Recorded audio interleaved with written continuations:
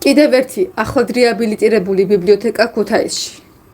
ქუთაისის მე-17 ბიბლიოთეკა 60 წელზე მეტია უკვე რაც არსებობს და ამ ხნის მანძილზე არაერთი თაობა აღიზარდა ამ ბიბლიოთეკაში. Am კეთილშობილ საქმეს კი ემსახურებოდნენ და ემსახურებიან პროფესიონალები. Am 60 წლის მანძილზე საერთოდ პირველი შემთხვევა რომ მოხდა სრული რეაბილიტაცია ბიბლიოთეკის და განახლება. Იხედავთ როგორი საინტერესო გარემოა უკვე შექმნილი მკითხველისთვის.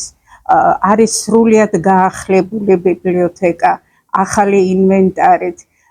Მადლობა გვინდა ამისთვის გადავუხადოთ ქუთაისის მერიას, ქუთაისის საჯარო ბიბლიოთეკის დირექტორს გია ქობალიანს და საფინანსო განყოფილების ხელმძღვანელს ნანა დვალს. მართლაც რომ დიდი სასიკეთო კარგი საქმე გაკეთდა ქუთაისში.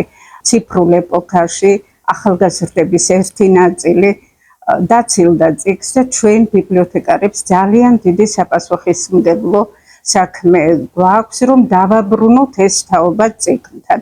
ჩვენი ბიბლიოთეკა ამისთვის მზად არის, სხვათა შორის ვმუშაობთ ახალ პროექტებზე, ვაფორმებთ მემორანდუმებს სკოლებთან, ბაღებთან, რაც მიზნად ესახავს მოზარდებში წიგნის კითხვის კულტურის ამაღლებას, წიგნის სიყვარულის გაღრმავებას და ასე შემდეგ. ძალიან ბევრი საქმე გვაქვს, ძალიან შრომატევადი საქმე გვაქვს.